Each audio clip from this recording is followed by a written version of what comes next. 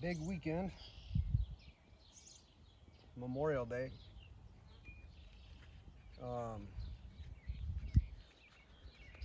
Just got done visiting with my friend Rafael Lovato Jr., my coach. Really the only sensei I've ever had in martial arts. Blessed to have known Professor Lovato for 5 years now and learned a lot from him. Got to host him at a seminar at our gym and go to see our friends at Rufus Sports. See a couple black belts given out to some very deserving people. Amber and Cool Whip. Big weekend planned. Professor Lovato's competing Saturday. I am working all day, every day, and not mad about it one bit. I'm gonna be working out here in the yard. Gonna be doing some more roofing, putting on this copper roof that I hope lasts about 100 years. Never have to get on a roof again, I hope. Never say never.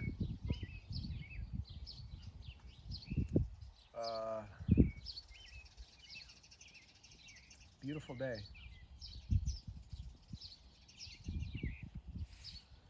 Cleaning up the yard. My number one task right now, and I was thinking about how much I'd like to see my dad. I'm gonna go visit his grave this weekend, and I haven't visited my dad's grave more than one time since he passed away, 2018.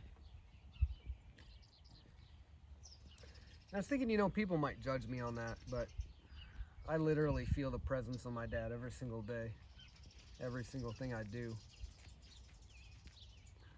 I was blessed to have my father for 40 years of my life, almost 40 years. And we spent a lot of time together.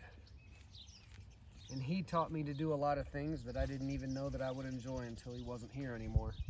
And I think the reason that I enjoy a lot of this stuff now is because it makes me feel close to him and connected to him. So I'm gonna go visit his grave this weekend with my mom and my family. And it'll be great to spend some time with them, but that's not where I feel closest to him. And I think honoring him, I know my father, my dad. I think the place he'd want me to be is right here. I think if he were alive, this would be the place that he was a lot of the time, and he'd be doing a lot of this work for me and going, "Here, let me have that." He'd take the work out of my hands and show me how it's done. And now I get to do the work myself. I was thinking about the afterlife. I was thinking about God, or I don't even like to use the word God because people start to get weird about it. Believers and non-believers alike. And thinking about prophets and prophecies and afterlife. Complex subject. I was talking to a friend of mine, Sam, man of faith, and we were talking about ego and afterlife and how I think some people attend church or religious gatherings because they have or want an insurance policy on the afterlife. They want to know that if there is something, through all of their doubts, that they'll be assured some golden spot. I would argue that's not faith. That's hope. Faith and hope are close, but I don't think they're exactly the same thing. I think faith or belief is more powerful.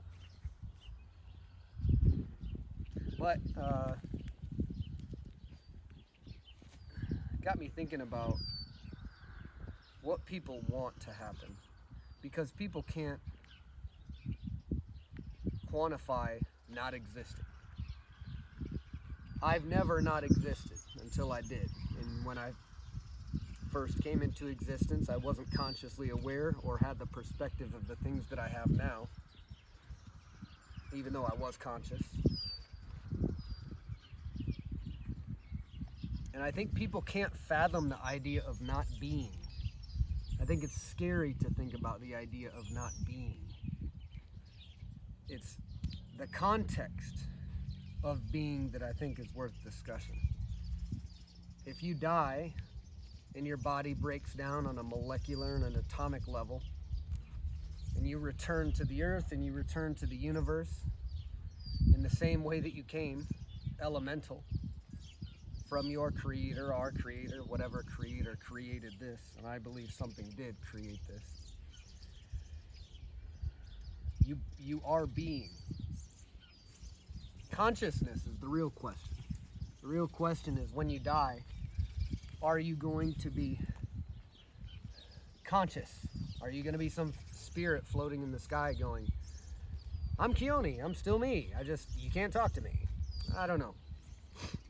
That's a tough one for the scientist in me to swallow. And I think if that were the case, it would cheapen the experience and the life that we're given here. Would life be sacred if it was eternal? I'd argue not. And of course, this goes back to plenty of old beliefs and philosophy. Is heaven a place on earth? Is it a place we're supposed to create? Is hell the place that we create instead? I don't know, there's a great duality, isn't there? Sometimes in your life you feel like you're in heaven, and other times in your life you feel like you're in hell. But no matter what religion or faith you adhere to, you say that this is the kingdom. This is God's creation, or our Creator's creation.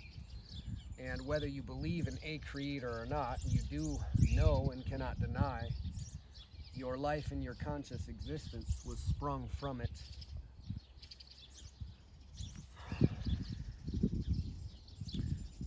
So the fear of not being,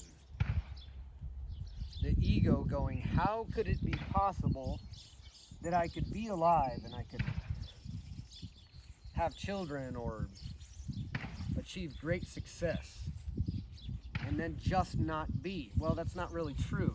You are still being in a physical form. One would argue also in a metaphysical form. And I know this because my dad's body is not here, but his spirit or his soul or whatever word oversimplification you want to use is here. Without my dad's presence, I wouldn't be here doing what I'm doing now and enjoying it. And so, that question again, consciousness. I don't know if we're conscious when we die. I think consciousness might be the gift that we're given by our Creator. To know and to wonder and to love and to feel. And maybe our inability to recognize the preciousness of that gift is our damnation.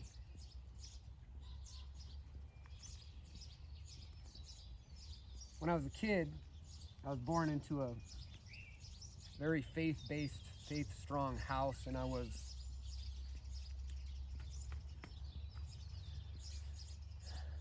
given the experience to see, feel, experience a lot of different religions. My parents are Baha'i, and the Baha'i faith is a relatively modern one, and it is one that recognizes all prophets, Jesus Christ, Muhammad, recognizes all religious history, and makes the argument that they're all valid, and that all of these messengers or prophets come periodically through time to renew the message of our Creator. It's a provocative and inclusive idea, and it definitely seems more in tune with a singular Creator that is all-loving and all-knowing and all-wise. But it is a religion, and it is a modernization and a building upon of previous religions, including Islam. And in this exposure to other religions, I was able to go to Catholic Church, which I found ceremonial and boring beyond measure. As a student of history, I know the importance of ceremony in culture. I experienced other types of churches, but up until about 15 years ago, I was a militant atheist, and I was angry at whatever creator might have been or could have been, at the suffering, the unnecessary suffering of human beings, of animals, of life. How could we, these divine creations, allow such things? How could a divine creator, an all-knowing and all-wise creator, allow such things? The suffering, the starvation of children, the sadistic evil of human beings. I met a man named Jeremy Higgins, and I also knew a man named Atman Benjelani.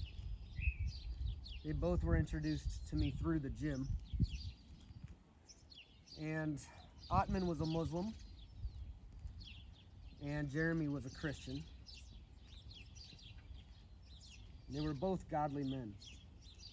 They both, in my perspective, walked a path that few of their faith did. And I was never served judgment by either. In Jeremy's case, he came to me from a different state, and he introduced himself via email, and he asked if I could train his kids. I said, oh, of course. And he said, and you know, I should say I'm a pastor, and I'm curious about what your relationship is with God. And I said, I don't have one. And that was where I expected the judgment that I had received from many Christians to come in and choose a different coach for his children. But Jeremy judged me by my character, and he trusted me with his children. And so we developed a great friendship over time, and we challenged each other. We went to coffee and we talked. We had sit-down meetings and counsel with other friends of mine, including Parnell Davis, who's another man of faith, who's spoken with me about our Creator and our existence on many times, and we challenged each other's ideas. And I really appreciated that all of these people that I met, all of these men of God, would sit and think and challenge themselves based on my questions. And years later, I decided that I'd honor them by reading books of their faiths, including, in one instance, I told Jeremy that I was going to start reading the Bible, and it was an honor not only to history, because I'm a history buff, and I was kind of ashamed that I didn't read one of the most significant books ever, but also to honor him for being my friend and never judging me. And I started reading the Bible, and I started to understand some things about why people follow the Bible. Its lessons. I think it was written for a people in a time that can't understand the knowledge that we have now, but a lot of the lessons in it are timeless. Taken literally? Not necessarily. I don't think that needs to be the case. But to look in between the figurative meaning, you can find a lot there. And after I told Jeremy this, I called him and said, hey, brother, just wanted to let you know, I'm going to start reading the Bible. You know, I need to know what's in it. I'm not looking for redemption or to be saved. I'm not in the low point. I just want to have a better perspective and walk the walk that I hadn't up to that point. Be learned.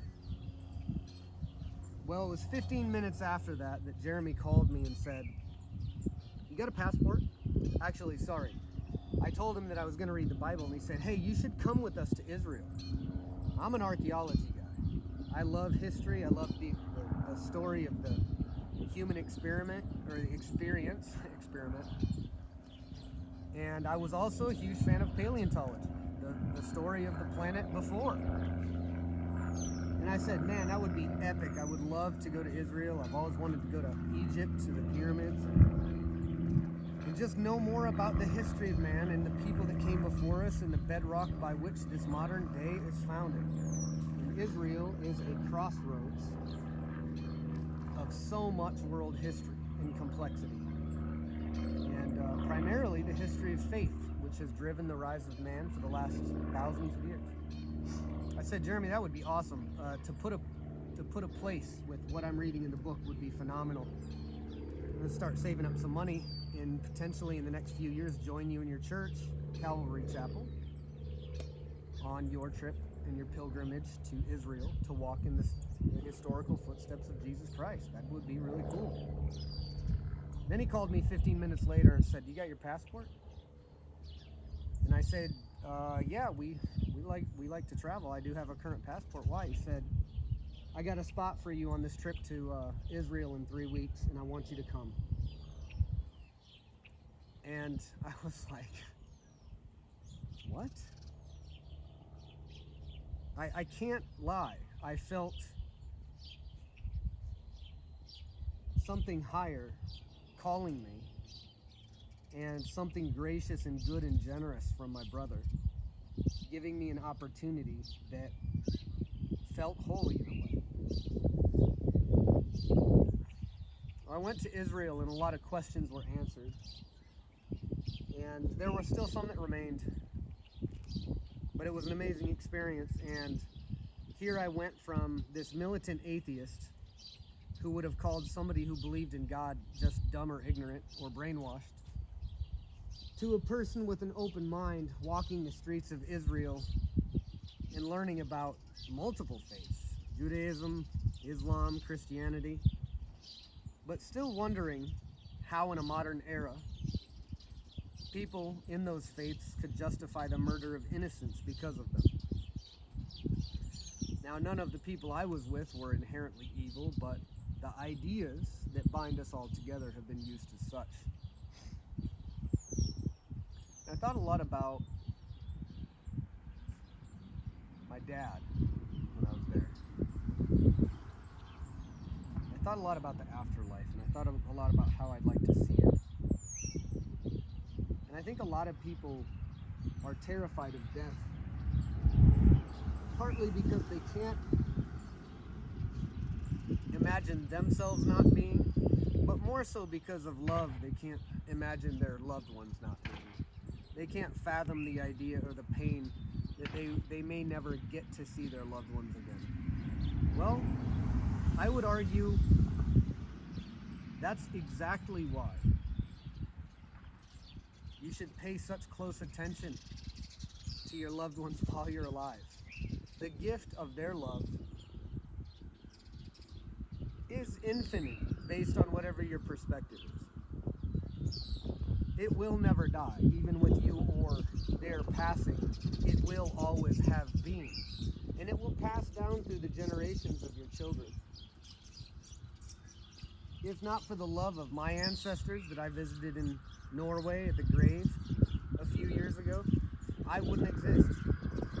I might not know them, but I feel a connection to them because whatever love they had for each other and for their craft led to this moment right now with you listening to me speak to you through some social media platform. That's incredible. I think people take things like that for granted, but the fact that that's even a thing, that that's even possible, is incredible. The fact that we even live is incredible. So I transformed in the last 5 years in my thought process, and instead of the simple question, why would an all-knowing, all-wise, all-loving God allow the suffering of children, I've had to look at it from a different perspective and say there might literally be a grander design that I can't explain. The suffering of children might be our burden to bear, not God's. Or, not to ruffle feathers, whatever our Creator is. And living out here and being in nature has brought even more clarity and perspective. In that, and I shared this story with my friend Sam I was talking to about all of this. I was mowing my lawn, and I have a big lawn. I have 5 acres, and I don't have a lawnmower that's big enough to deal with it, and it's bumpy and it's rough, and it takes a long time. I'm out 8 hours at least if I get my entire lawn mowed. So I'm trying to plant more flowers. But when I was mowing the lawn, when we first arrived about a year ago, there were multiple instances where I saw field mice in my grass running for their lives. And I would slow down the zero turn and let them move along. And it was multiple mice. It was a lot of mice. And a thought went through my head. I don't really have time to slow down for these mice if I want to keep these grounds up. If I want to keep this place kept and keep it from overgrowing, maybe I have to run over some of these mice and just go fast and not care about it. And then I thought about the mice. And I thought about what their perspective of me was. And to the mice, me and my big zero turn could be a cosmic force of which they don't understand. And that cosmic force has the choice to be merciful or to sacrifice them for something that they can't understand.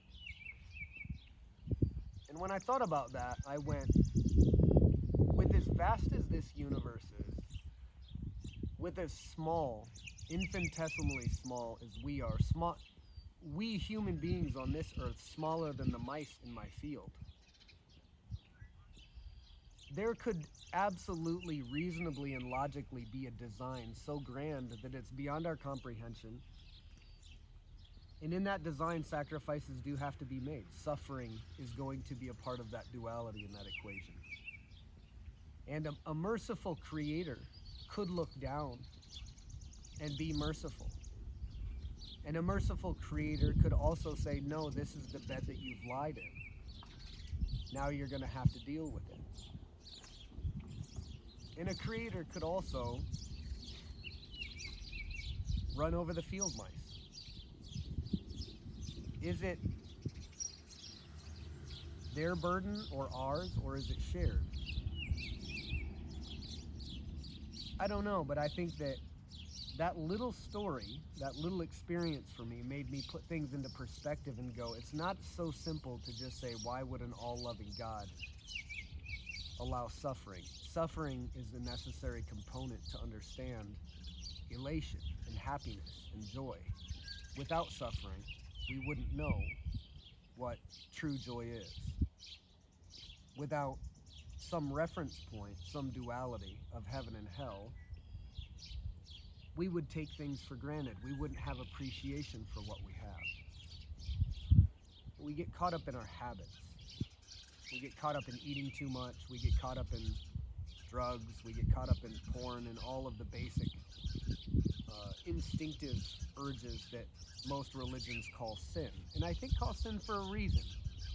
I think they call them sin because nobody's going to be thinking about drugs or pornography or all of these sinful or instinctive urges when they're on their deathbed and they know that they're going to be seeing their loved ones for the last time. And if they would be thinking this, that would be a true tragedy. One could absolutely argue evil in that type of scenario. So, I believe that there is a creator. I believe that we're all bound to the creator. I believe by sitting in nature and watching nature happen and watching an ecosystem coalesce, that there's an order, a cosmic order to all of this. I believe that the fact that every living being on the planet is made up of atomic material that is incomprehensibly old. And that atomic material is put together in such a way that it can think and make choices and manipulate and shape its environment and its life and its influence upon the universe is absolutely incredible. It's the miracle right in front of us every day that we never pay homage to. The mathematical, scientific, statistical probability of you listening to this message in the universe in which we reside is a miracle. Your life, through all of the generations of your family and those that came before you, dating back to whoever knows what. People like to argue about evolution versus creation. I think they're one and the same. I think that there's a very high likelihood, based on my experience and what I believe, that evolution is God's creation, or is our Creator's creation. It's the vehicle by which we all exist and how all of this comes to pass. It's a grand design you can't comprehend, so people try to oversimplify.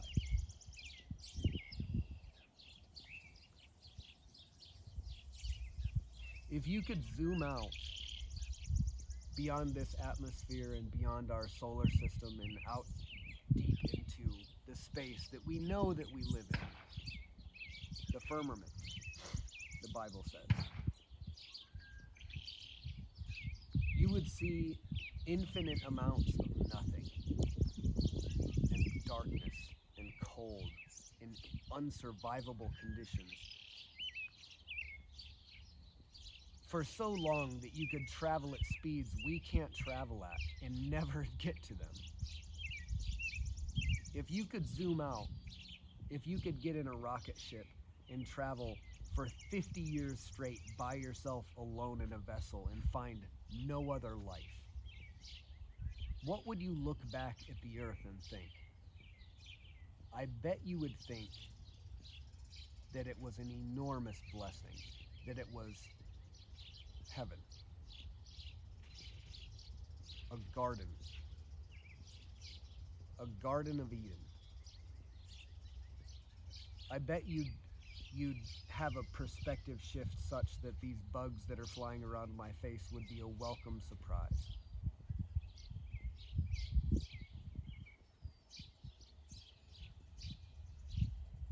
I think the gift is right in front of you. I think the gift is knowing and loving people and being able to talk to them and live lives and laugh and cry and win and lose and learn and be born and die. If nobody died and went back into whatever this is, which we know happens, we know that's a thing. We also know that their spirit lives on through the people that they connect with, a gift. Then we're winning. Then this is heaven. Then gratitude can be every moment of every single day. And you can spend your time more wisely with the people that you love, doing the things that you love. And I think if everybody did that every single day, and everybody had gratitude in the moment for the life and the incomprehensible miracle that it is, they wouldn't fear death so much.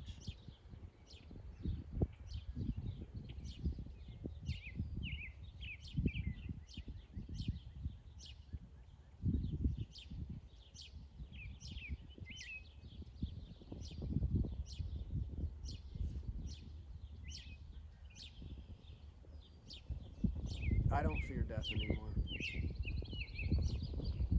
It used to be my number one. I think it's most people's number one. I don't want to die. I love my life. But man, I've had a good life. And I've had amazing people in my life. And I think my life is a vehicle for other people to take what I've done and to take whatever love I've given and give it back to the world and continue to do that on and on forever. So this is heaven.